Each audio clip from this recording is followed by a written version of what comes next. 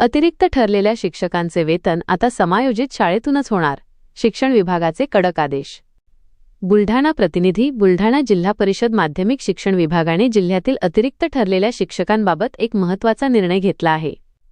सन 2025 ते 26च्या संच मान्यतेनुसार जे शिक्षक किंवा शिक्षकेतर कर्मचारी अतिरिक्त ठरले आहेत आणि ज्यांचे इतर शाळांमध्ये समायोजन झाले आहे, त्यांचे मार्च 2026चे वेतन आता त्यांच्या नवीन समायोजित शाळेतूनच अदा करण्याचे आदेश देण्यात आले आहेत.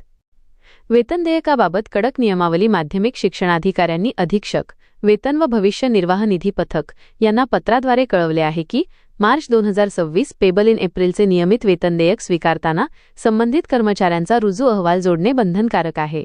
जर एखाद्या समायोजित शाळेने अतिरिक्त कर्मचाऱ्याला रुजू करून न घेता केवळ इतर कर्मचाऱ्यांचे वेतन देयक सादर केले तर अशा शाळेचे संपूर्ण वेतन देयक नाकारले जाणार आहे. नेमके प्रकरण काय? दरवर्षी विद्यार्थी संख्येनुसार शाळांची संच मान्यता केली जाते. यात पदे कमी झाल्यास शिक्षक अतिरिक्त ठरतात. अशा शिक्षकांना रिकाम्या जागी इतर शाळांमध्ये सामावून घेतले जाते. समायोजन. अनेकदा समायोजन होऊनही तांत्रिक कारणांमुळे किंवा शाळांच्या टाळाटाळ करण्यामुळे वेतनाचे प्रश्न निर्माण होतात. हे टाळण्यासाठी शिक्षण विभागाने हा कठोर पवित्रा घेतला आहे. महत्त्वाचे मुद्दे. समायोजन अनिवार्य. अतिरिक्त कर्मचाऱ्यांची शाळांनिहाय यादी शिक्षण विभागाने जाहीर केली आहे. रुजू अहवाल आवश्यक. वेतनासोबत नवीन शाळेतील रुजू अहवाल जोडल्याशिवाय पगार होणार नाही.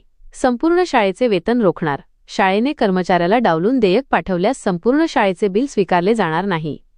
या निर्णयामुळे जिल्ह्यातील अतिरिक्त ठरलेल्या शेकडो शिक्षक आणि कर्मचाऱ्यांना मोठा दिलासा मिळणार असून त्यांच्या वेतनातील अडथळे दूर होणार आहेत.